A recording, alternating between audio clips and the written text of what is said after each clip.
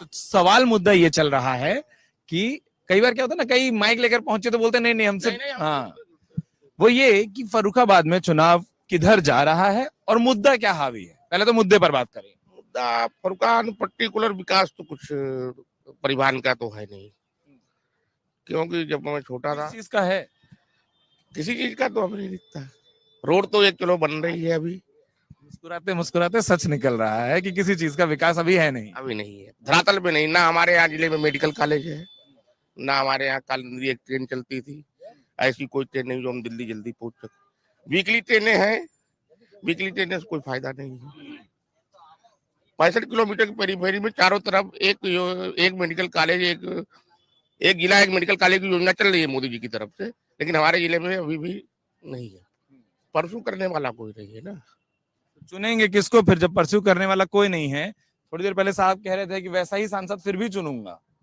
नहीं, सांसद में सिधाई है और चुनने में भाजपा को वोट दे रहा है आदमी, मोदी जी को वोट दे रहा है। मोदी जी को चुनने में कोई बुराई नहीं है, लेकिन कार्य करने वाले अगर हमारी बात अगर मंत्रियों के पास ऊपर 10 कार्य काम लेके जाए तो 10 में तो एक स्वीकृत होगा ही होगा, लेकिन 10 लेके नहीं जाते। कौन नहीं ले जाता? जो हमारे प्रतिनिधि हैं। तो सबसे पहले क्या जरूरत है, सबसे पहले क्या ठीक करना है? कोई भी काम नहीं हुआ आप कह रहे हैं, लेकिन अगर लिस्ट बने सबसे पहले क्या चाहिए? सबसे बड़े पहले यहाँ पे परिवहन हो, आने जाने की व्यवस्था हो। बस से तो हर आदमी जा नहीं सकता है, लेकिन ट्रेनों की व्यवस्थाएं हो। 35 साल पुराना हमारी हवाई पट्टी है, इसको भी कुछ देखा जाए। अब हर आदमी हवाई जहाज से भी नहीं जा सकता, लेकिन जाने की कोशिश करता है। ये है। लेकिन उसके लिए एयरपोर्ट हो। अब ये जो धीरे धीरे खुलती है चर्चा और फिर ये समझ आना शुरू होता है, जैसे आपने कहा ना कि थोड़ा बहुत काम नहीं हुआ, फिर इन्होंने एक दो और बताए, वहां तक आते आते शब्द आ गया कोई काम नहीं हुआ है। सच्चाई है ऐसे ही कि कोई काम नहीं हुआ फर्रुखाबाद में? फर्रुखाबाद में 10 साल में भाजपा शासन में बस इतना काम हुआ कि एमपी साहब अपने घर की सड़क बनाने के लिए धरना देते हैं, वो अपने घर की सड़क नहीं बनवा सकते हैं। एक भी ट्रेन भाजपा शासन में फर्रुखाबाद को नहीं मिली, एक भी कोई भी रोजगार का साधन फर्रुखाबाद को नहीं मिला।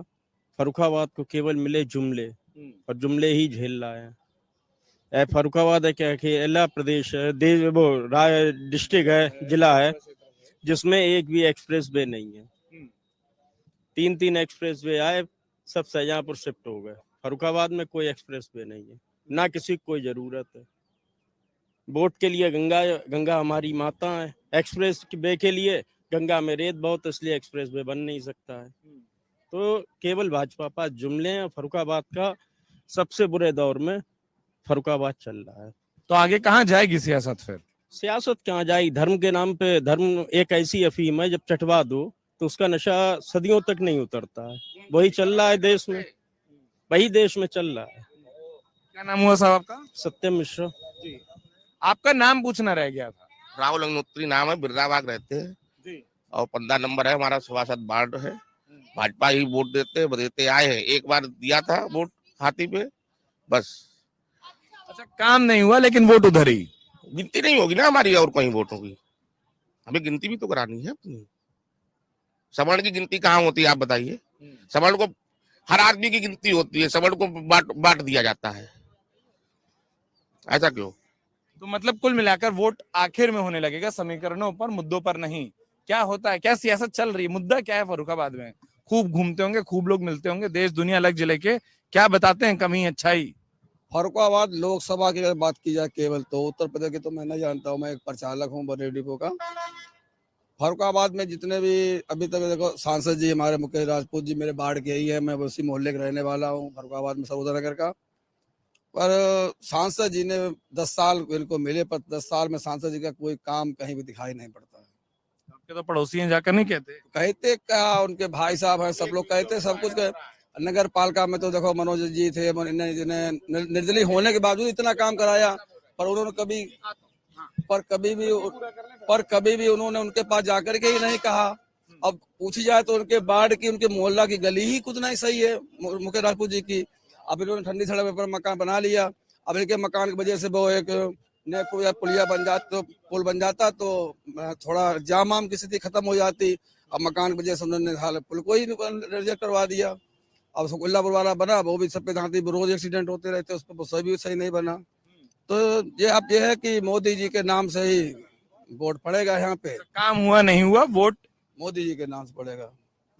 और इसीलिए वो जी जाते। कल्याण सिंह के रिश्तेदार थे, राजू भैया की ससुराल यहाँ लिंजीगंज में थी, उसी वजह को टिकट। आप लोग राजू भैया बोलते हो, दुनिया को समझ नहीं आता कि आपके भैया कौन है, वो पूरा बताना पड़ता है। हाँ, वो कल्याण सिंह के पुत्र हैं राजू भैया, तो उनके जो रिश्तेदार है, उन्हीं वजह से जनसंघ के साथ टिकट मिल जाती है इनको। और इसीलिए अब जो है कि जो हो, देखो एक अब यह है कि अगर हम वोट डाल भी दे इधर तो सरकार तो बननी मोदी जी की है, पक्का है। 400 पार।